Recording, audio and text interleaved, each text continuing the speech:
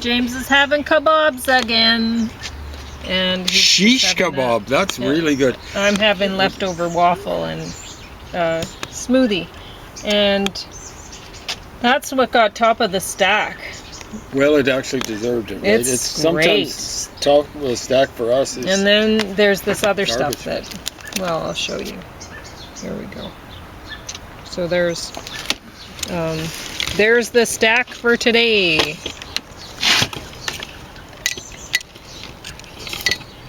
Boy, oh boy. We'll see how this goes. So, I'll put my little hat on the camera. And this is my outfit for today. So, James likes the bottom, but not the top of the outfit. So he says I have to get some other thing to go with the top. And I guess something... Another top to go with the bottoms. Yeah, okay. Okay, because as I was saying to Pauline, well, I can do that. 2/3 of the ensemble works. Yeah. So it's best to work on the 1/3 Yes. and not the 2/3. Yes. So... But other people might think differently, you know? Alright, I'm going to try my smoothie. Actually, I stuck an ice cube in it, so that's what's making it An ice cube. Nowadays, an ice cube, when it's this hot, getting up to about 30 above every day. That's pretty Here's good. a nice cube. A real nice cube. So what I did is I was pitting cherries this morning, and I was pitting them into this big container, like over this big container. So I had lots and lots of juice from the cherries in this container. And so I used maybe that much of the sour cherry juice in there, which is pretty flavorful. And I put a lot of ground flaxseed, cacao powder, and not quite a whole serving of the Daily Greens mixed berry flavor, and just water, and whirred that up, and it's actually pretty tasty. James is really keen on that Daily Greens powder. First he liked the mixed berry because that's the first one he tried, but then once he tried the iced tea one, he wants that all the time. Yeah, it works like a charm. Especially the ice, but the other stuff's good. And the iced tea part. Yeah, you wouldn't think it would be. I mean, you look at it. You look at both of these when they're they look this. poisonous, Now so it just looks like chocolate, and that's fine, right? If you mix it with chocolate, well, whatever. Because then it doesn't look green.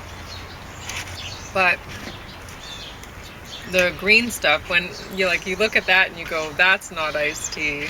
It's not. It's like swamp sludge or something. Well, it looks like the swamp thing actually. The way it's portrayed in the old comic books, DC or Marvel, I can't remember which was which. So I think we're going to get rid of we're going to take the Monty Pythons out of there for now. Okay. And we're going to go with the other stuff because there are some similarities with, we have two French things, right? So let's I thought you were going to do the worst first, but we can. Let's save the worst till the last. Okay. Well, they say save the best till the last, but let's make sure that we get the good stuff done.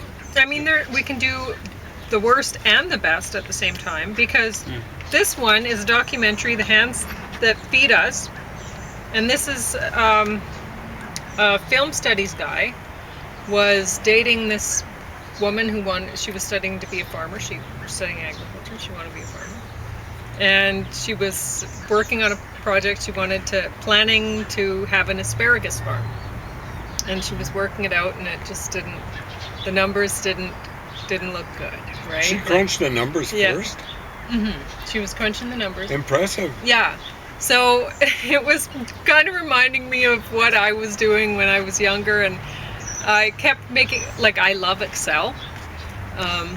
So I would make spreadsheets for everything. So I call them my spreadsheet life. And so many things I try to work together, you know, plan this thing and this thing and this thing and all it together, right? And I go, this doesn't work. This doesn't work. I can't get this to, you know, everything to mesh, right? My spreadsheet like. So I was kind of thinking of that. But anyway, so the guy here, he's this film studies guy, and he was looking forward to being a farmer with his woman, and then they ended, right? There's no more, and so, Oh my God. So his farmer left him, and so he decided, well, he's going to go work on some farms across Canada and as a laborer and do a documentary and find out, because I guess he was interested by the fact that she had looked into the numbers, and it was like, wow, you know, how can I make this work, right?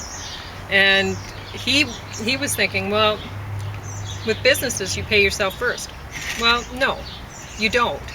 You never do. He said that's what you do. No, you don't. What is he talking about? With what business? You don't do that.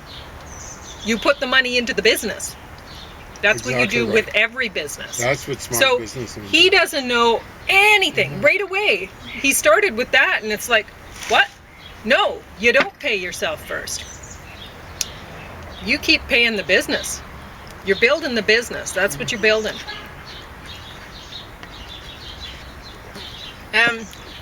He's talking about how he's going to these various different farms. Like I think it's just 4 really that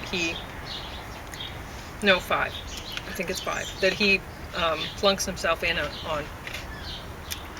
And 2 are like market garden sort of. You say he flunks in thing. on them. That makes it sound like an imposition. Well, it would be. There we go. He's a film studies person. Yeah. What kind of farm labor is he going to provide? Uh-huh. I mean, he's... Sorry for interrupting. No, but it's true. It's important. Yeah, I mean, it's important that you use that word. So basically, he's like an anthropologist. Remember that one anthropologist in the South Sea or Papua New Guinea or whatever? Totally useless. Canada Council for the Arts. I mean, our money would have went to, yeah. So anyway, but rather than actually funding his ex-girlfriend, who would know something about agriculture, to go around and interview these various farmers. No. Canada, we sent him, you know. Money well spent. Nope, you notice this was on the bottom of the stack. So, I mean, he doesn't know anything. And he does these little interviews. Well, how much is he going to know in just plunking himself in on these people Anyway, so he has a couple market gardens, and one's both of the couple involved in creating this market garden, they just have a little one. It's like a couple acres. And this is elsewhere in Canada, right? You go different places in Canada, the farm sizes vary. And you have different kinds of farms, and farm size vary. Anyway, so they have this kind of market garden sort of deal. And both of them are educated in agriculture. So between the 2 of them, they said they have 4 agriculture degrees. So they said, if we can't do it, then nobody can, sort of thing. And then they should be able to do it. So, but I mean, they're not spring chickens either. They're pretty young, but they're not that young. So they're maybe my age. You know, they're not James's age or anything going into this thing. So anyway, but that's pretty, it's not young to be starting. Anyway, so, but they're making a go of it, right? And they're putting the money into the farm. And it seems to be working out for them. They talked about how the land value, it's now like double or whatever what they paid or something like that. But they said, well, it really has nothing to do with what we're doing to the land. It's just They love those mushrooms. So, That anyway, would be it. the next guy he went to was the couple. They were very industrious, very fit, and younger than me. And they had a pretty big spread for a market garden sort of arrangement. And this is what I was seeing, actually, when I did a study when I was in university, and I wanted to find out, well, who are the people in Alberta that are doing, I just did a rough sample, right?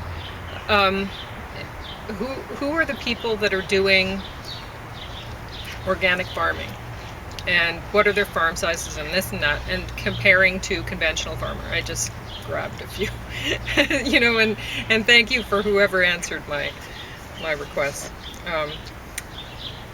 Anyway, so that was nice. I've learned that the people who were doing organic farming at the time, they were doing it because they make more money producing organic produce, and that was key for them getting in on farming, because a lot of them didn't actually have a background. They didn't have a farm to begin with, and they didn't have, they were educated. A lot of them had post-secondary education. So degree was not uncommon. But it wasn't in agriculture. It was something different. And with the second farmer, the couple that the guy plunked himself in on, this was the case. So the film studies guy, he's saying, well, they certainly think they're successful. And it's like, what? Yeah, they're successful. They have a huge amount of land in production. They keep putting the money into the farm, into the business. And they started out, it wasn't that big, and they found, we have a market to make it bigger. So they made it bigger. And they kept working away at it. And so yes, they were very successful. It was obvious they were very successful doing it, but he couldn't see it somehow. He thought, well, they feel like they're successful, so they're successful or whatever. And it's like, no, they actually are. Anyway, so that's the trouble with a lot of these film types, artsy types. It's just everything's a feeling, right? Yeah, well, he had this, he wanted to prove something going into it. That, like he says on the front, what it takes to be a farmer or why you can't be one.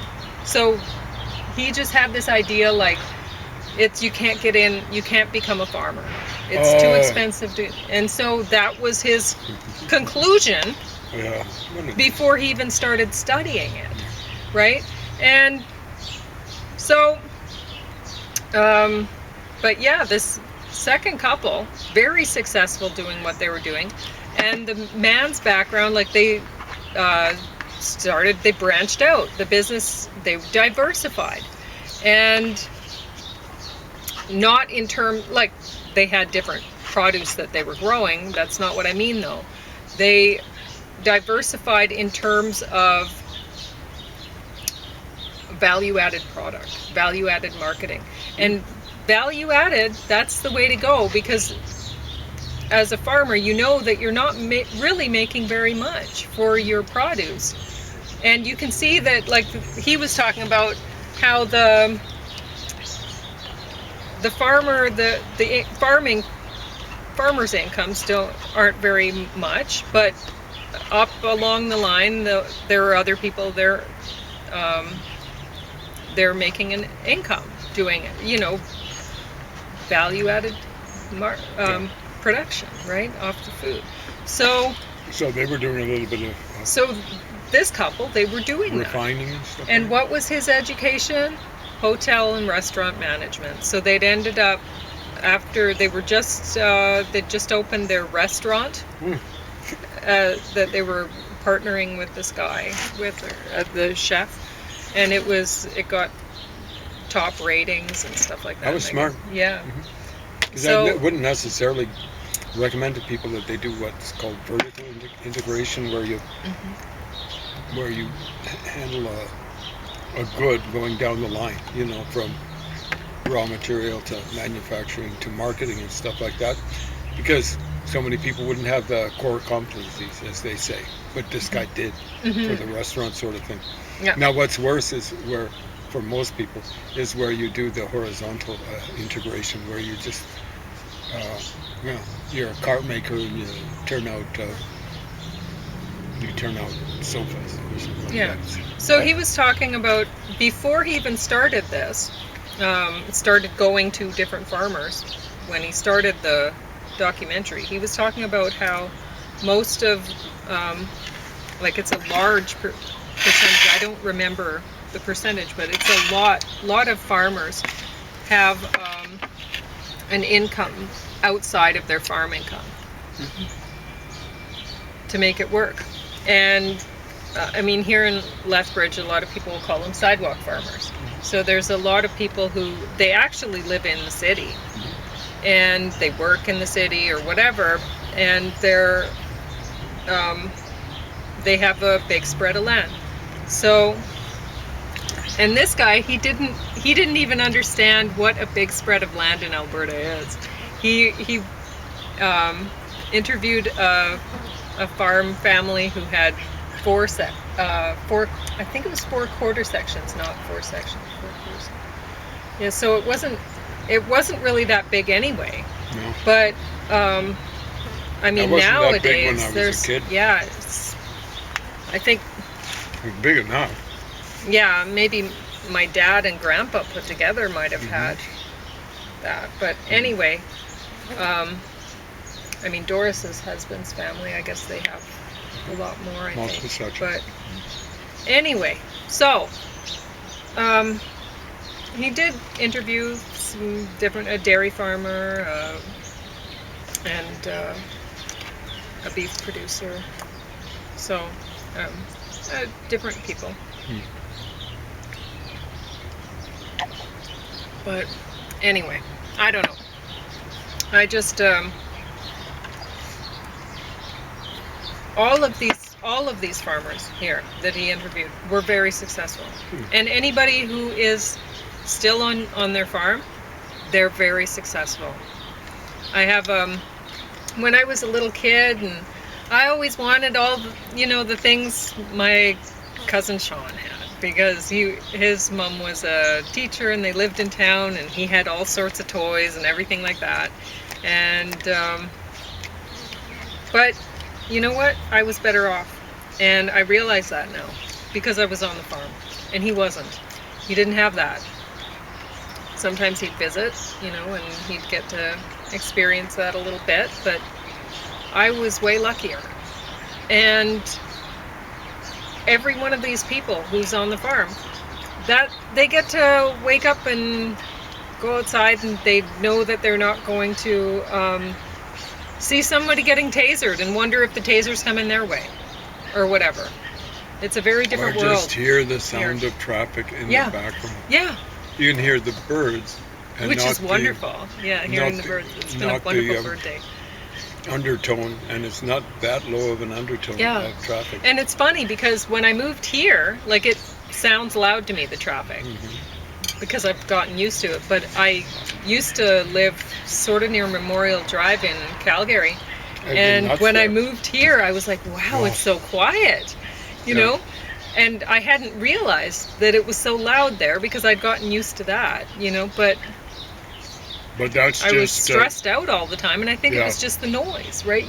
That's most of it. You feel like you've gotten used to it. You don't notice these things, but every cell in your body notices, and they don't like it. No. So you guys are all lucky, and that's what you've won. That's how you're successful. Is you get to live out there. You get to be out on that spread, and I mean, how much would it cost to have a spread of land that's a decent size so that you don't hear your neighbors too much or whatever, anywhere in or near the city? It would be ridiculous. So, however, they may be living lowish on the hog, but they're all eating well if they're on the farm. they're getting to probably eat better than most people in the city. So you just don't. Anyway, I don't really know what to say about this, other than that. So. Well, I'm going to say, just from hearing it at secondhand, I'm tired of Canada Council putting out grants for this sort of stuff. If this guy wants to, I mean, he's running a business too, and he's asking for charity, and he's getting it. If it's that important, get out there and fund it on your own, chimp. Anyway, so 2 films by Claude Berry, Jean de Florette and Manon of the Spring, and they're they're really the same film. It's just a continuation. Yeah.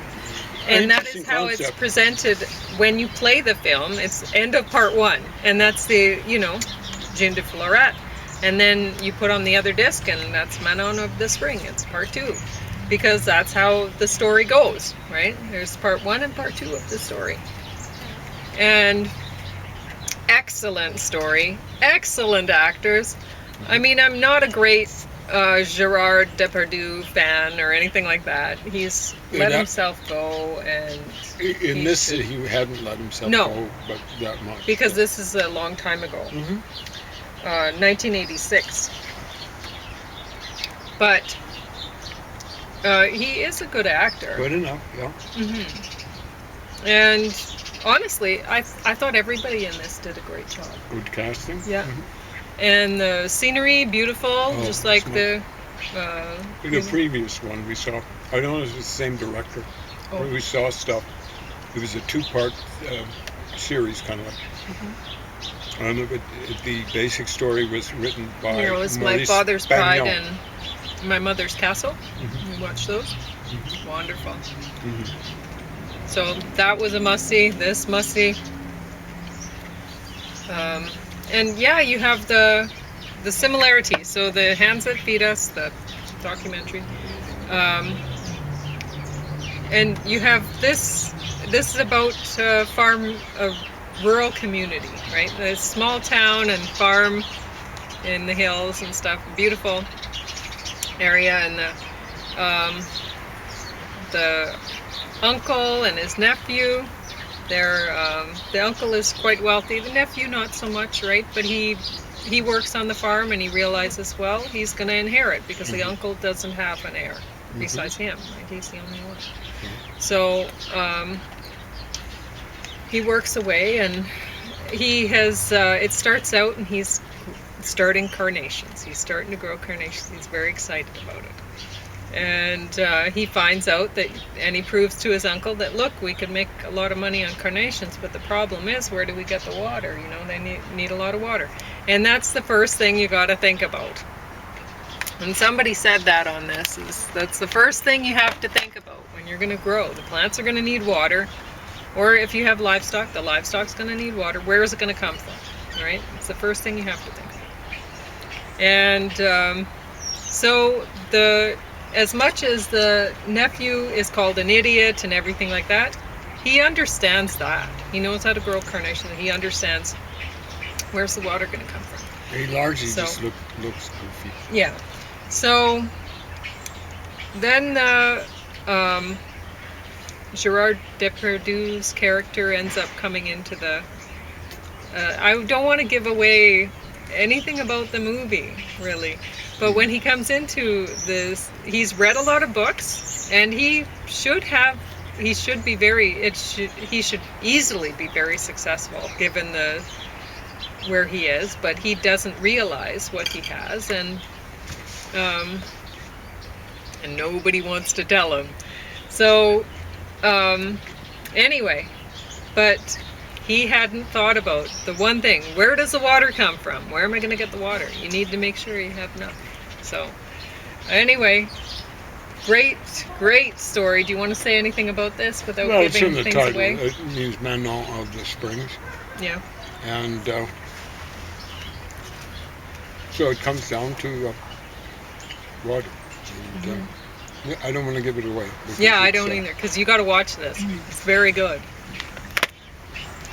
So, the other French New Wave Volume 1, I really liked, like, I didn't know where to put Monty Python's versus this, because The Merry World of Leopold Z, excellent movie.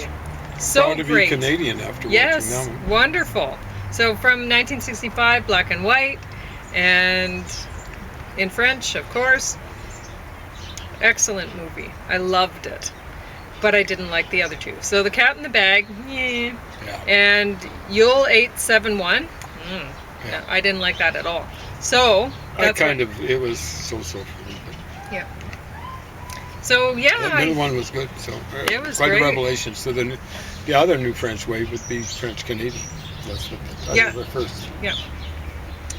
And I think a lot of the time, James and I agree, we prefer the French Canadian stuff to watch. The French. To French. That new wave stuff is garbage. This is the thing that amazed me about this French thing based on the Maurice Pagnot so great. Literature. Yeah. I'm not used to seeing that from French cinema. I'm sorry, you people from France, you've been fed the line that you're awesome, your culture is just awesome, and so much of it has been garbage, especially in the 20th century and after. So.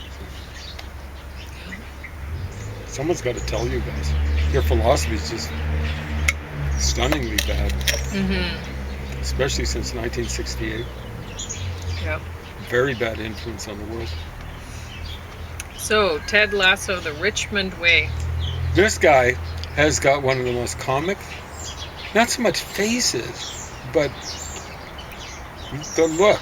It's just, you look he's at great. him and you say, it's the kind, like Al Cap had this idea. Yeah. In comedy, you laugh at people. No. With the best comics, you laugh with them. You kind of, like Mike Myers is that way. Yeah, There's Jason this gentle kind of humor. Sudeikis. Holy smokes, he's good. so great. Mm-hmm. But unfortunately, the vehicle's not great. Well, yeah. And James loves soccer. Yeah, and So- when I say it's not great, and I hate to think what Pauline thinks of it, because she could care less about soccer. No, it's just really is he the only good actor in there? He's a great actor. Oh, you like that one soccer player. You thought it was great. Oh, the arrogant little... I played with so many guys like him. Yeah. Everyone wants to be not everyone, but way too many people want to be strikers up there. Well, guess what? Nowadays, most soccer teams play with two strikers. Sometimes it's one striker.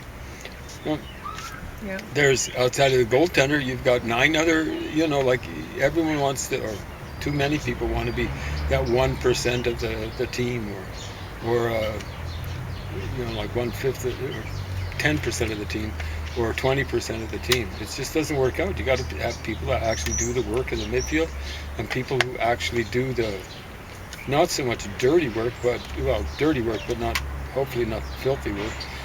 Playing defense. It's thankless position. Huh? So this has 3 seasons in the box set, but we only watched the first season because we had to return the Blu-ray player.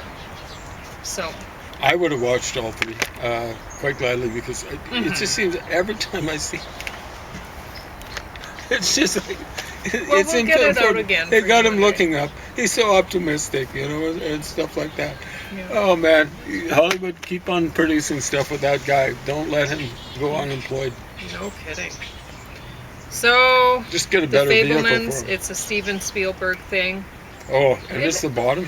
Well, Not so much. It has some good actors in When I it and looked in, it everything. I looked mean,